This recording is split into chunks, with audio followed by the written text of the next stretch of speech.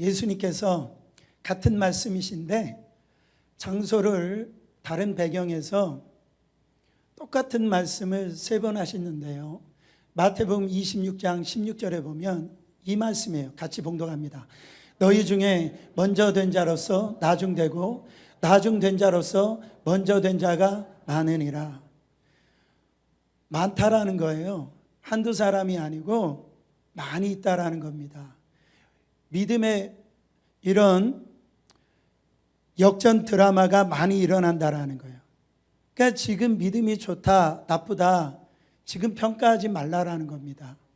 여러분, 강한 사람이 살아남는 것이 아니고 살아남는 사람이 강한 사람이듯이 바로 믿음이 있는 사람이 끝까지 살아남는다라는 말도 맞지만은 살아남아 천국에 들어가는 사람이 믿음이 큰 자라는 거죠.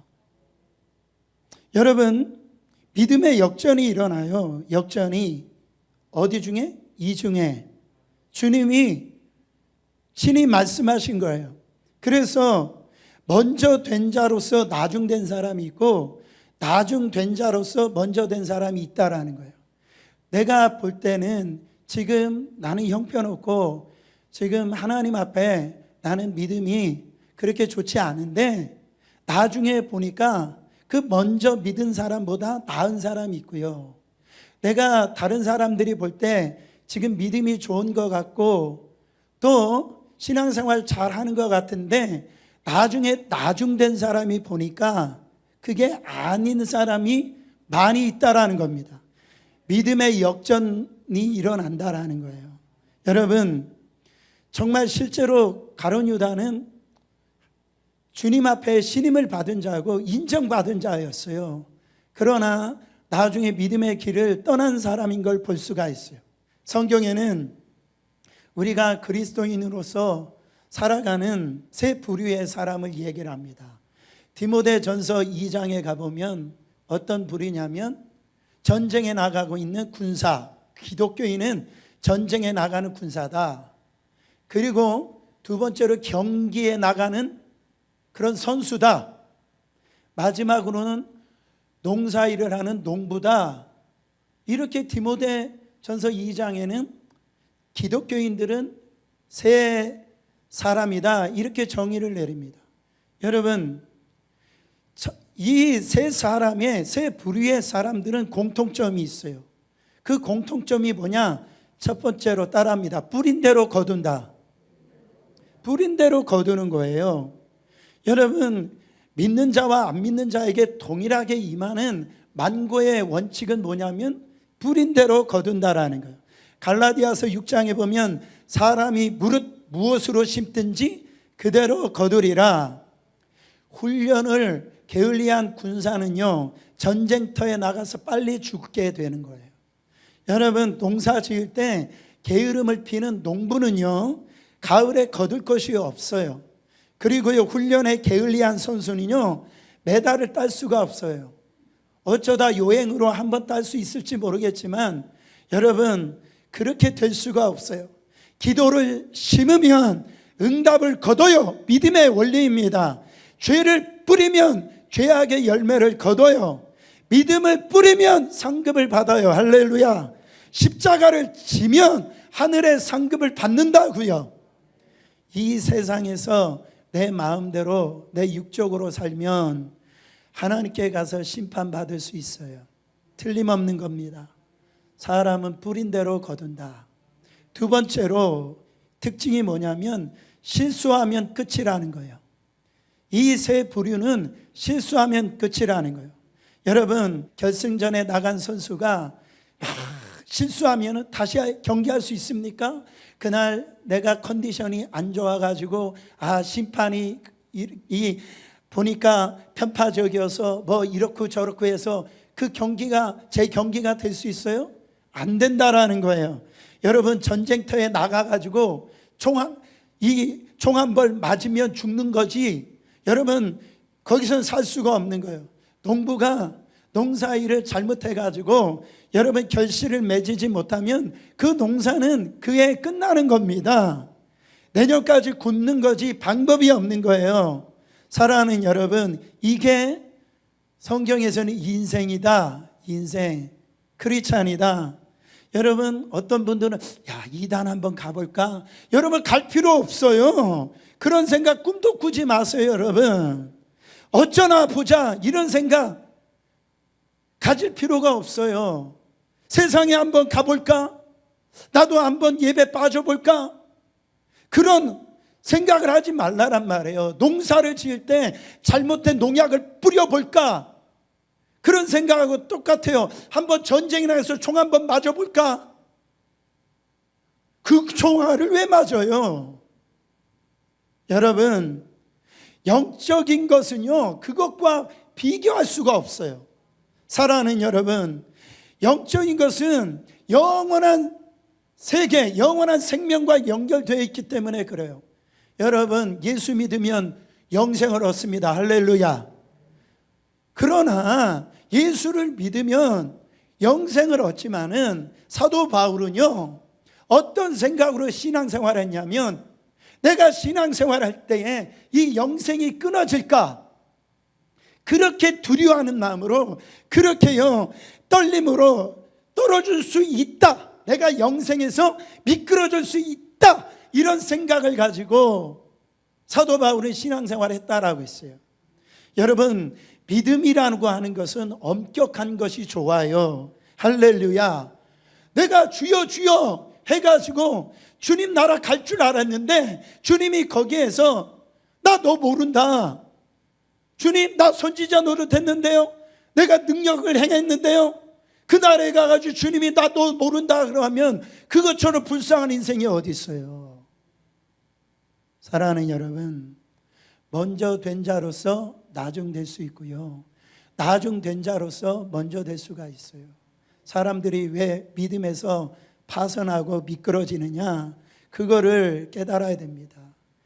왜 원수의 공격을 알고도 무너지고 또 어느 때는 모르고도 무너져요. 이거는 분명히 사탄 마귀가 나를 공격하고 있구나, 그런 걸 알면서도 무너져요. 근데 어느 순간에는요, 모르고서도 무너지는 경우가 참 많이 있습니다. 왜 이렇게 이유가 없이 내게 침체가 오는지, 왜 이렇게 화가 나 있는 상태로 오래 가는지, 왜 이렇게 예배 오는 것이 천근만근인지, 왜 저 사람이 까닭없이 미워지는지, 왜 이렇게 이 세상의 것만 내가 자꾸 보이는지, 자기도 여러분 알지 못하는 상태에서 그렇게 될 수가 있어요. 그러니까 알고도 넘어지고 모르고도 넘어진다. 여러분, 우리에게 영적 침체를 가져다 주는 그 원인을 우리가 점검해 봐야 돼요. 그게 우리가 살 길이기 때문에 그렇습니다. 첫 번째로, 삶의 불안 요소가 오래가면 영적 침체가 온다라는 거예요. 여러분, 우리는요, 환경에 그 속에서 살아가고 있어요. 그래서 이 환경 속에 가정의 위기가 오죠, 또 경제적인 위기가 오죠, 또 이 관계적인 위기가 이렇게 옵니다. 그러면은요, 그 앞에 천하장사가 없는 거예요. 이게 오래 가면 한두 번 하면은 이 부분에서 이길 수가 있는데, 이것이 계속되어지면 영적 침체가 온다라는 겁니다. 여러분, 그렇잖아요. 저 산을 넘으면 뭔가 이 강도 있고 이렇게 평지도 있어야 여행할 맛이 나는 거지. 이 산을 넘었는데 더 큰 산맥이 있어요. 그리고 뭐 이렇게 낭떠러지와 같은 것이 있어요. 그러면 그 여행은 여러분 힘이 들고 침체가 온다라는 겁니다. 여러분, 우리의 삶에 위기가 오면은요, 영적으로 위기가 온다라는 거예요. 근데 제가 이것을 정당화시키려고 이 말씀을 드리는 게 아니에요. 진단하려고 하는 것 뿐입니다. 그것이 옳다, 다 그렇다라고 지금 말씀드리는 게 아니에요. 우리가 정신을 차려야 된다, 이 말입니다. 여러분, 영적 침체가 어디에서 오는가? 여러분, 영적 침체가 온다라는 것은 잠깐 당장 믿음 생활을 믿음 생활이 한순간에 떨어지는 게 아니에요. 여러분 무슨 말인지 아시죠? 영적 침체가 깊이 오래 가면 나중에 이 믿음이 파산해 버리는데요. 이 말을 쉽게 얘기하면 우리가 지금 뜨겁게 기도하고 예배하지만 그러다가 다음 주일에 우리가 안 보이기 시작해요. 그렇다라고 해서 그 믿음이 파손되는 게 아니에요. 그 믿음이라는 게 급격히 떨어지는 게 아니에요. 조금씩 핑계될 일이 생기기 시작합니다. 그 핑계가 안 보이게 되더니 어느 날 어느 순간에 갑자기 이 믿음에서 파손되는 걸 볼 수가 있어요. 여러분, 이것이 자기의 합리화를 통해서 나타나기 때문에 어느 때는요 자기도 모르는 사이에 그렇게 돼버려요. 저는 어렸을 때 바닷가에서 살았는데요, 저희 집 옆에가 해수욕장이었어요. 근데 여름에 보면 튜브를 타고 바다에서 이렇게 튜브를 타면서 수영하잖아요. 그 어느 순간에 이 튜브 안에서 제가 이렇게 헤엄을 치다가 잠이 들 때가 있어요. 근데 눈 떠 보니까요 그 안전지대에서 너무 많이 제가 표류되어 있는 것을 발견을 합니다. 깜짝 놀라는 거예요. 깜짝. 저도 모르는 사이에 안전지대에서 그렇게 떨어질 수가 있다라는. 그러면 다시 그 안전지대로 오려면은요 얼마나 많은 힘이 들어가는지 몰라요. 얼마나 많은 여러분 노력이 필요한지 몰라요. 수십 번 수백 번을 힘을 써야 그 안전지대로 오는 겁니다. 여러분 주일날 한번 예배 빠지는 거 대수롭지 않게 생각하다가 다 근거가 있어요. 다 일이 있단 말이에요. 합당한 우리의 논리가 있다라는 거예요. 그래서 다음 주에 빠져요? 믿음이 한 번에 그게 떨어지는 게 아니다라니까요. 기도하는 사람이 기도하지 않고요 한두 번 쉬는 거 그렇다고 해서 믿음이 파손되는 게 아니에요. 그런데 어느 순간에 내가 그 믿음이 파손되어지는 게 어느 순간 자기가 보이는 거예요. 그때는요 다시 옛날로 돌아가려면 얼마나 많은 힘이 드는지 몰라요. 얼마나 많은 고생을 하는지 몰라요. 그렇게 해서 돌아오면 감사한데요 대부분의 분들이 그냥 밀려 떠밀어 가는 거예요. 떠밀려 가는 거예요. 여러분 그 모습을 보면 저같이 부족한 목사도요 속이 그런 성도들을 보면 새까맣게 타요. 얼마나 타는지 몰라요. 은혜가 되든 안 되든 그 자리를 지키란 말이에요. 여러분 여러분의 자리를 지키란 말이에요. 그래야 어느 날 하나님이 나에게 힘 주셔가지고 그 자리로 오게 되는 거예요. 요한계시록 2장 5절 보면은요 이런 말씀이 있습니다. 그러므로 어디서 떨어졌는지를 생각하고 회개하여 무슨 행위를 가져라? 처음 행위를 가져라. 물건이 떨어지듯이 그 믿음이 떨어진다라는 거예요. 어디에서부터 너가 영적으로 떨어졌는지 어디에서 그렇게 되기 시작했는지 보라는 겁니다. 지금 에베소 교회에게 지금 예수님이 친히 경고하시는 거예요. 그래서 뭘 가져라? 처음 행위를 가져라. 처음 내가 예수 믿었을 때에 그 모습으로 가라는 거예요. 그렇지 않으면 5절 후반절에 아주 무시무시한 말씀을 합니다. 뭐라고 말씀하세요? 그렇게 회개하지 아니하면 내가 내게 가서 내 촛대를 그 자리에서 옮기리라. 여러분 내 촛대를 그 자리에서 옮긴다라는 의미가 뭡니까? 크게요 두 가지를 의미할 수 있어요. 우리가 첫 번째는 우리가 받았던 모든 영적인 권위 있어요. 그 파워가 있어요. 우리가 살고 있는 그런 공동체에서 거룩한 영향력을 끼치는 그 파워가 있는데 그거를 거두어 가시겠다라는.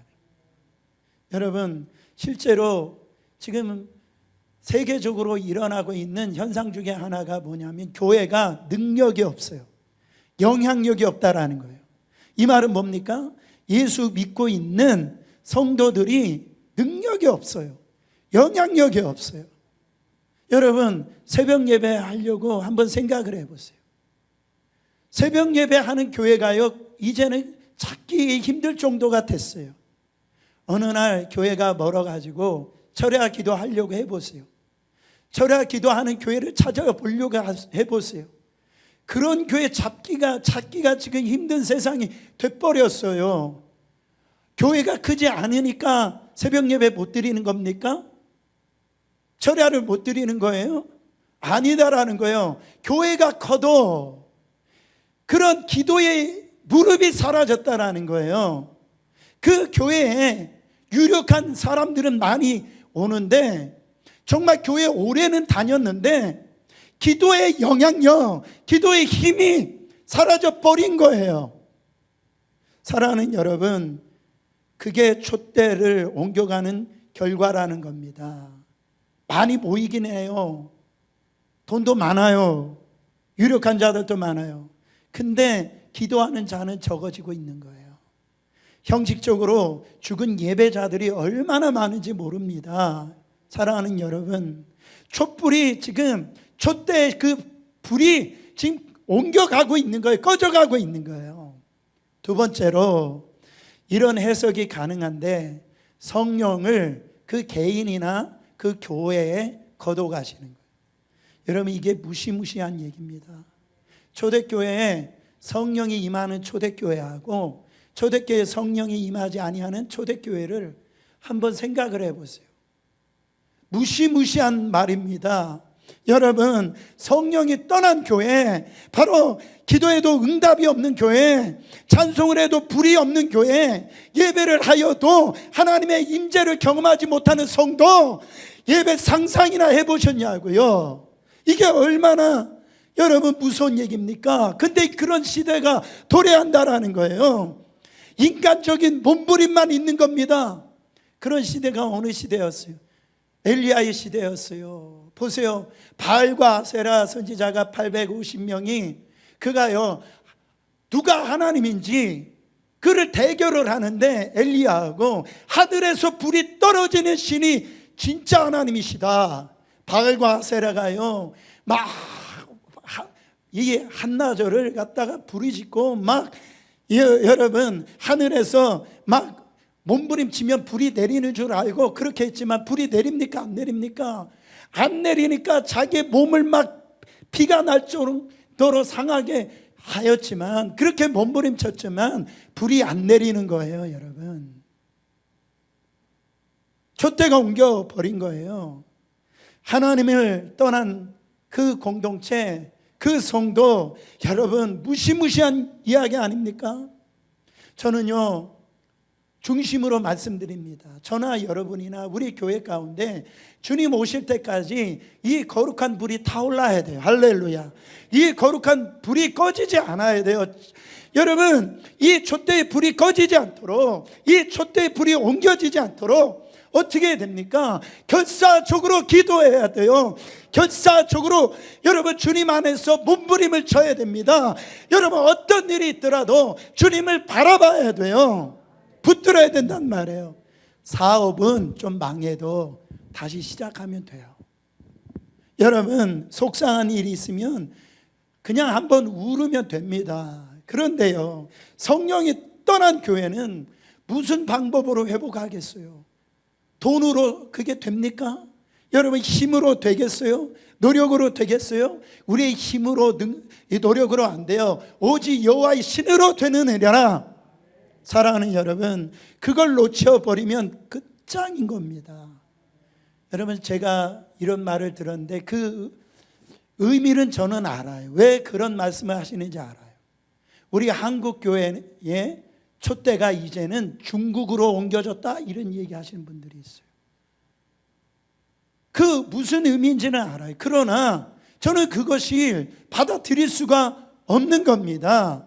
중국에도 거룩한 불꽃이 타올라야 되고 우리 한국 교회가, 우리 이민 교회가 이 거룩한 불꽃이, 이 촛대가 옮겨지면 어떻게 되냐 말이에요. 그 촛대가 옮겨짐으로 말미암아 유럽 교회가 완전히 교회 역할을 여러분 하지 못하는 그냥 술집으로 바뀌고요, 관광지로 바뀌어버린 걸 보지 않습니까? 여러분, 이런 일은 처음에는 그렇지 않았어요. 근데 삶의 질고가, 고난이, 여러분, 어려움이, 상처, 이것이 계속해서 오면 천하장사가 없다라는 거예요. 이때 어떻게 된다라는 겁니까? 정신을 바짝 차리고 정말 예수님을 꼭 붙들어야 된다라는 거예요. 미끄러질 수 있다라는 겁니다, 여러분. 여러분, 처음 그 행위로 돌아와야 돼요. 두 번째로, 이런 영적 침체, 영적 탓성을 왜 오느냐? 지속적인 형통, 그것도 영적인 침체를 가져올 수 있다라는 거예요. 고난도 영적인 침체를 주지만 지속적으로 형통함이 계속해서 문제없는 그런 삶이 되어지면 영적 침체가, 영적 탓성이 붙을 수가 있다라는 겁니다. 여러분, 그게 무슨 말이냐면 하나님 앞에 갈급함이 없어요. 목마름이 없어요. 어느 날부터 믿음이 식어지고 기도가 식어지고 그렇게 돼버리는 거예요. 자, 오늘 말씀에 뭐라고 말씀합니까? 요한계시록 3장 16절 17절을 보세요. 라오디게아 교회를 향한 예수님의 경고인데, 네가 이같이 미지근하여 뜨겁지도 아니하고 차지도 아니하니 내 입에서 너를 토하여 버리리라. 17절. 내가 말하기를 나는 부자라 부유하여 부족한 것이 없다 하나 내 곤고한 것과 가련한 것과 가난한 것과 눈먼 것과 벌거벗은 것을 알지 못하도다. 자기 스스로 나는 부자다 이래 생각하는, 나는 부유하다, 자기 스스로 볼 때 진짜 부족한 것이 없는 거예요. 부유한 거예요. 형통한 겁니다. 그러나 예수님이 영적으로 보니까 어떤 모습이랍니까? 영적으로 보니까 곤고한 인생이에요. 영적으로 보니까 가련해요. 영적으로 보니까 가난해요. 영적으로 보니까 눈이 멀었어요. 영적으로 보니까 벌거벗었어요. 자기만 모르는 거예요. 육으로 보니까 자기는 그렇지 않은 것처럼 보이는데 주님이 보니까 그렇다라는 거예요. 지금 가난하고 눈 멀고 즉 벌거벗은 것을 영으로 보니까 다 보여진다라는 겁니다. 갈급함이 없어요. 미지근해요. 자거나 뜨겁거나 하라고 하는 말씀이 뭡니까? 차라고 하는 얘기입니까? 아니에요. 뜨거워야 된다라는 거예요. 주님이 그 말씀을 하시는데 미지근하다라는, 이 영적인 사이클을 끊어버려야 되는데요. 여러분, 사사기에 보면 이 영적인 사이클이 그대로 나타납니다. 여러분, 이스라엘 백성들이 사사기 시대를 보면은 이스라엘 백성들이요, 어려움이 옵니다. 근심이 와요. 그때 하나님 앞에요, 기도를 합니다. 하나님은 이스라엘 백성들을 사랑하시기 때문에 적들을 물리치고요, 그 나라를 부강하게 만들어요. 사사를 보내셔서. 근데 그 형통함 가운데 그 이스라엘 백성들이 다시 죄를 범해요. 그때 하나님께서 고난을 줍니다.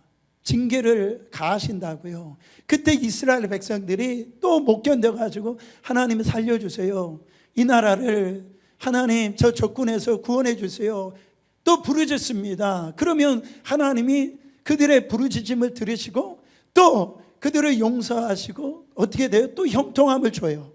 여러분, 그 형통함이 왔을 때 그거를 갖다가 깨달아야죠. 내가 죄를 짓고 이 민족이 하나님 앞에 불순종하면 이렇게 고난이 오는구나. 근데 그 형통함이 오는데도요, 자기가 원하는 대로 산단 말이에요. 그래서 사사기에는 자기가 원하는 대로 그렇게 살아요. 여러분, 이게 말이 되는 얘기입니까?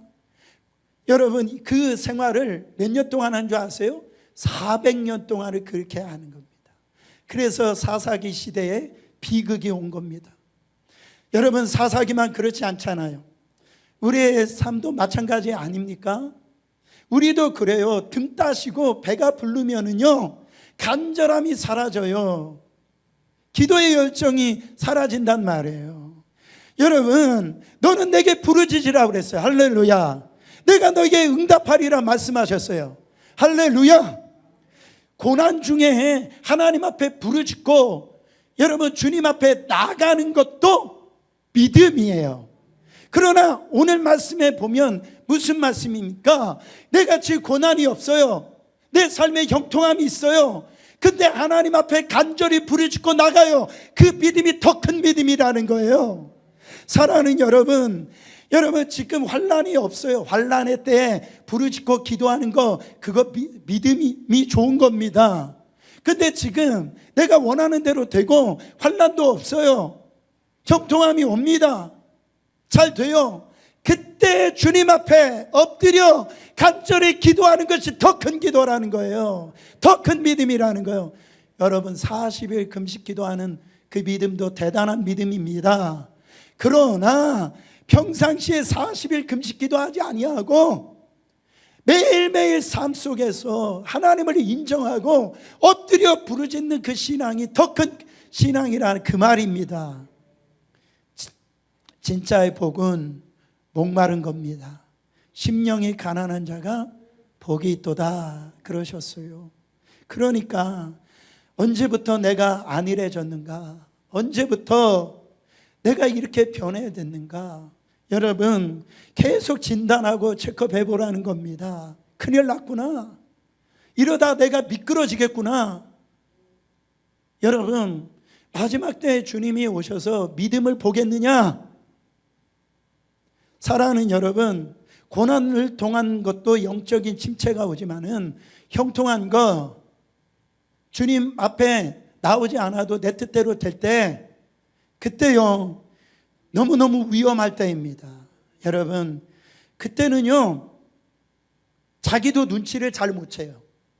그 옆에 있는 사람도 눈치를 잘 못 챕니다. 왜? 형통하니까.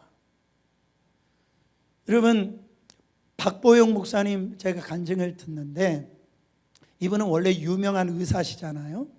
근데 예수 믿고선 의사 생활을 다 하셨고 그 불황자들, 홈레스들 그 분들하고 같이 생활을 하셨어요. 근데 하다 보니까 너무너무 힘든 거예요. 너무너무 어려운 거예요. 그래서 이 목사님이 그 불황자들하고 홈레스하고 그냥 산기도를 가서 기도를 하는 겁니다. 그냥 술 취한 그 불황자도 있고요. 뭐 여러 가지로 형편이 없죠. 그런 사람들을 데리고 산기도로 올라가는 거예요. 그러면서 하나님 앞에 그렇게 기도했답니다. 하나님, 너무너무 힘들어요. 내일 먹을 것이 없어요. 저 사람들 입을 옷이 없어요. 노숙자를 데리고 계속 산에 올라가면서 이 목사님이 막 기도하고 기도하는데 어느 날 그 헌금통을 보니까 거기에 수표 한 장이 있는 거예요. 그래서 이 목사님이 이거 10만 원이었으면 좋겠다. 왜냐면 10만 원만 있어도 아주 그냥 이게 유익이 되니까. 근데 공이 더 붙어 있는 겁니다. 이거 100만 원이 아닐까? 가만히 보니까 그것보다도 더 많아요. 1000만 원이니까 보니까 그것도 아니 1억이 거기 헌금통 안에 들어가 있는 거예요. 이 목사님이 얼마나 좋았겠어요. 좋아요. 그래가지고 이 노숙자들 하나님이 주신 선물이다 이렇게 생각하지 않았겠어요? 그래가지고 그때부터 뭐를 안 해요? 기도를 안 해요. 여러분 1억 있는데 무엇으로 기도를 해요? 그때부터 뭐 하냐면 그때부터 노숙자들이 먹고 싶은 거 다 얘기해라 가지고 다 사주는 거야. 치킨 사주고 피자 사주고 그냥 먹고 싶은 거 다 실컷 먹어라. 그동안 못 먹었던 거 흥청망청. 그래도 이 목사님이 마음에 찔림이 있었던지 우리 그래도 산기도 가자 해가지고 이 불황자들하고 산기도 가는데 10분을 기도를 못하는 겁니다. 그리고 내려오는 거 왜? 먹고 싶은 거 시키려고 기도가 안 되는 거예요. 그때 이 목사님이 어디에서 망치로 한 대 맞는 것처럼 하나님의 음성을 들은 거예요. 이게 복이 아니구나. 이게 복이 아니구나. 그래가지고 그 헌금하신 분을 오라고 그래가지고 돈을 모아보니까 9,100만 원이 남았대요. 그거를 돌려줬답니다. 돌려줬대요. 여러분, 왜요? 그 형통함이 그게 복이 아니었구나. 죽이는 것이었구나. 이거 보통 깨달음이 아니죠. 이해가 되셔야 됩니다. 여러분, 뭔지 아세요? 여러분 없을 때, 힘들 때 기도하셨다고요. 주님 앞에 나와서 눈물이요? 눈물이 어디 있어? 이런 말이 어디 있어요? 그냥 엎드리면 눈물이죠. 이 말이 뭐예요? 내가 지금 등 따스운 거예요. 하나님 없이도 살 수 있는 거예요. 그렇게 돼버린 거예요. 네가 가련하구나.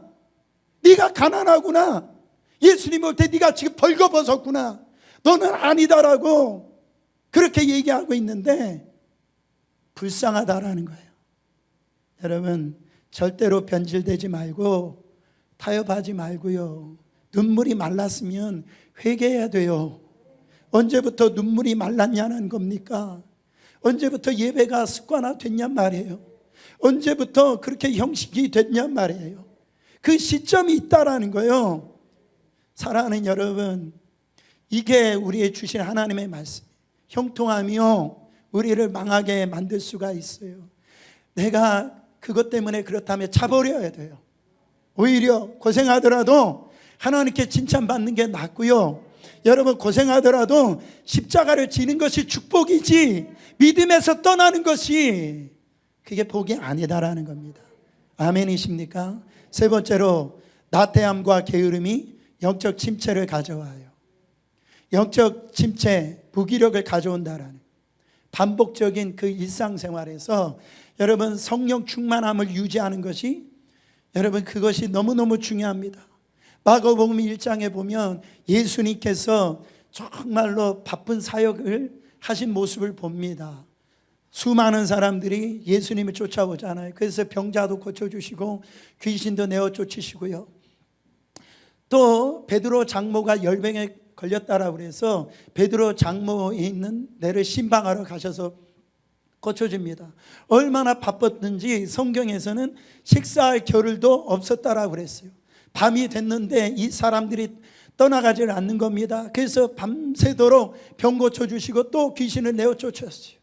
잠깐 잠이 들었을까? 성경은 뭐라고 말씀입니까? 오히려 새벽 미명에 주님이요, 여러분 기도하러 새벽 동트기 전에 새벽 기도를 하신 걸 볼 수가 있어요. 여러분, 성경에서는 뭘 말씀하시냐면 그게 예수님의 일상이었다. 그때만 특별히 그렇게 한 것이 아니시고요, 매일매일 그렇게 사셨다라는 거예요. 그 영적인 흐름을 깨트리지 않으셨다라는 거예요. 사랑하는 여러분, 여러분 조금만 여유가 있으면 게을러져 버려요. 그것을 성경에서 뭐라고 말씀하시냐면 악하대요, 게으르고 악한 종아, 그 말씀을 하시는 거예요. 그러니까 게으름이 죄라고 하는 것을 아셔야 돼요. 욥기서 1장에 보면 욥의 자녀가 7남 3녀잖아요. 욥이 하나님이 얼마나 축복을 주셨습니까? 근데 욥이요, 자녀들의 생일이 되어지면 잔치를 열거든요. 잔치를 열고 난 다음에 그 다음날 반드시 하는 일이 있는데 하나님 앞에 속죄 제사를 올려드립니다. 속죄 제사를. 자기들이 즐거운 연락에 취해가지고 그 보여지는 모습은 아닌데 마음적으로 하나님 앞에 뭔가 죄 짓는 일이 있는지 하나님 앞에 그 속죄 제사를 올려드리는 거예요. 근데 성경에서 뭐라고 얘기하냐면 욥기서 1장에 보면 욥의 행사가 항상 이러하였더라. 그때만 그런 게 아니에요. 항상 하나님 앞에 내가 뭔가 죄 짓는 일이 없는지, 내가 하나님 앞에 뭔가 주님 보시기에 기뻐하시지 않는 일이 있는지 늘 항상 욥의 행사가 그랬더라. 매일매일. 사랑하는 여러분, 이게 능력입니다. 이게요 승리의 비결이라고요. 끝이 없이 기도하고 끝이 없이 주님을 구하고 앞도 안 보이고 답도 안 보이고 막막하지만 여러분 그냥 하나님께 엎드리는 거예요. 그냥 기도하고 나가는 사람들이 결국은 승리한다라는 거예요. 사랑하는 여러분, 정말 앞이 안 보이십니까? 여러분, 매일매일 기도 자리를 지키시라고요. 답이 안 보이십니까? 기도하고 또 기도하시라는 거예요. 하나님 앞에 엎드리시라는 겁니다. 마지막으로, 마음의 상처가 영적인 침체의 원인이 될 수 있어요. 마음의 상처가. 잠언서 18장 14절에 보면 사람의 심령은 그의 병을 능히 이기려니와 심령이 상하면 그것을 누가 일으키겠느냐. 마음이 건강하면 여러분 병을 이긴다라는 거예요. 근데 이 심령이 상하면 여러분 그것을 누가 일으키겠느냐. 마음이 중요하다라는 거예요. 마음이 상해버리면 끝장난다라는 거예요. 마음이 상하고 마음이 꺾이면 그 마음 다친 것을 누가 일으켜 주겠냐라는 거예요. 교통사고 나가지고 예수님을 떠나는 사람은 없습니다. 근데 마음이 상하잖아요. 그러면요 예수님의 곁을 떠나는 분들이 있어요. 그래서 잠언서 4장 23절에 뭐라고 그랬습니까? 무릇 지킬 만한 것보다 지킬 게 많이 있대요. 가정도 지켜야 되고요, 사업도 지켜야 되고 건강도 지켜야 되는데 그것보다 여러분 뭘 지켜라? 마음을 지켜라. 왜요? 생명이 이에서 남이니라. 그러니까 죽고 사는 것은 그 마음 안에 달려있다라는 겁니다. 그 마음에 있어요. 마음이 꺾이면 내가 죽는 거예요. 사랑하는 여러분, 발다리가 끊어져도요 살 수 있어요. 근데 마음이 끝장나면 믿음에서 미끄러질 수가 있다라는 거예요. 여러분, 이 상처를 빨리 극복해야 됩니다. 누가 대신해 주는 게 아닙니다. 여러분, 누가복음 22장 31절에 보면 예수님께서 영안이 열리셔서 베드로에게, 시몬에게 이렇게 말씀하십니다. 시몬아 시몬아 보라, 사탄이 너희를 밀가부로 하려고 요구하였으나 그러나 내가 너희를 위하여 내 믿음이 떨어지지 않기를 기도하였노니 너는 돌이킨 후에 내 형제를 굳게 해라. 여러분, 믿음이 떨어져야 됩니까? 아니면 믿음이 계속 올라가야 됩니까? 아니면 믿음이 현상 유지를 해야 돼요? 믿음이 계속 올라가야 돼요. 믿음이 떨어지는데 사단이 너의 마음을 흔든다라는 거예요. 그런데 예수님이 뭐라고 말씀하세요? 내가 너를 위하여 내 믿음이 떨어지지 않기를, 지금도 하나님 보좌 우편에 앉아 계신 영원한 대제사장 되신 예수님이 밤낮으로 너 믿음 떨어질까 봐 기도하고 있다라는 거예요. 여러분 누구 때문이라는 겁니까? 이 믿음이 떨어지는 거 환경 때문이라는 거예요? 다른 사람 때문에 그렇다라는 거예요? 내 믿음이라는 거예요. 내 믿음. 사랑하는 여러분, 이것을 회복시킬 사람은 누구밖에 없어요? 너밖에 없다라는 거예요. 다른 사람이 대신해 줄 수 없다라는 거예요. 여러분, 데이비드 위킨슨 목사님이 이런 말씀을 했어요. 다른 사람에게 기도 부탁하는 사람이 있는데 다른 사람에게 기도 부탁하는 사람들 이렇게 보면은 자기는 기도 안 한대요. 여러분, 다 그런 건 아닌데 다른 사람 기도 의지하지 말고 다른 사람한테 기도만 부탁하지 말고 네가 깨어서 기도하라는 거예요. 다른 사람 중보 기도가 효력이 있을지 없을지 그건 주님이 하시는 일인데 내가 기도해야 된다라는 거예요. 왜 다른 사람에게 기도 부탁만 하고 자기는 기도할 생각을 안 하냐는 거예요. 내가 기도해야 된다라는 거예요. 여러분, 솔직한 말로 그렇지 않습니까? 우리의 가정을 위해서, 우리 자녀를 위해서, 사업을 위해서 누가 더 간절히 기도할 것 같습니까? 자기가 더 간절히 기도하죠. 자기가 생활하는 현실이니까. 다른 사람이 자기만큼 그렇게 기도하지 못합니다. 주님은 뭐라고 말씀하십니까? 자기가 해야 된다라는 거예요. 내가 기도하고 내가 깨어나야 되고 내가 있어야 되는 거지. 자꾸 왜 환경 탓하냐는 거예요. 왜 사람 탓하냐는 거예요. 자기가 지금 믿음이 떨어진 거를 왜 못 보냐라는 거예요. 웨이크업! 깨어나라는 거예요. 제가 열받는다라고 뭐라고 하지 마시고, 사랑하는 여러분, 한국 교회가 상처 하다가요, 그 내적 치유하다가 다 망해버렸어요. 초대교회에 무슨 내적 치유 세미나가 어디 있어요? 그 불이었어요. 초대교회는 불 받았다고요. 성령의 불이 임했던 거예요. 사랑하는 여러분, 한번 불 받으면 다 끝나는 거예요. 거기에 무슨 상처가 어디 있어요? 거기에서 무슨 훈장도 아니고, 그 상처가 무슨 훈장 아니잖아요. 아니 그 한두 번 상처 받은 거지 그냥 말끝마다 상처 받았대요. 아니 어디 은행에다 저축해 놓은 것도 아니고, 아니 어떻게 평생을 그렇게 생활하시냐고요.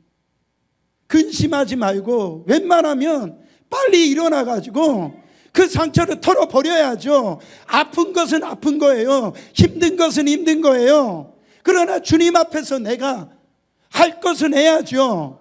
언제까지 주저앉고 있으려 하냐 말이에요.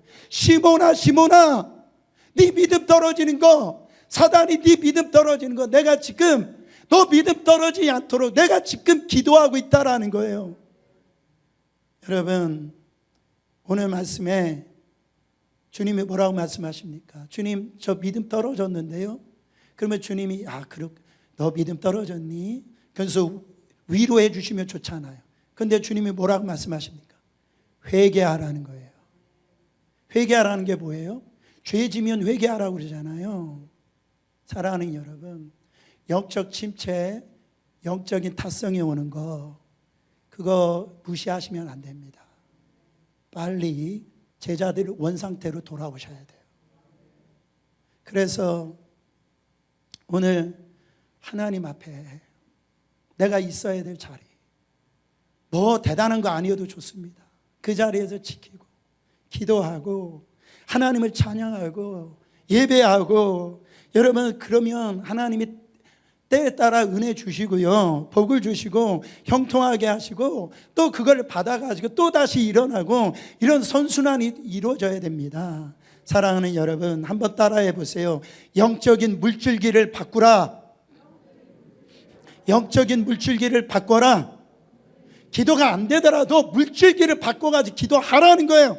몸부림치라는 거예요. 언제까지? 회복될 때까지. 오늘 그 시간이 되시기를 바랍니다. 이 시간에 주여 부르시고 기도할 때 하나님 저에게 회개의 눈물을 주시옵소서, 회복되게 하여 주시옵소서. 주여 제가 가련한 사람입니다. 제가 벌거벗은 사람입니다. 눈물을 주시옵소서. 다시 깨어나게 하여 주시옵소서. 다시 기도 자리에 나가게 하여 주시옵소서. 주님이 나를 불러주실 그때처럼 아버지 금식하게 하시고 십자가 앞에 엎드리게 하여 주시옵소서. 주여 나를 회복시켜 주시옵소서. 주여 부르시고 기도합니다. 주여 주여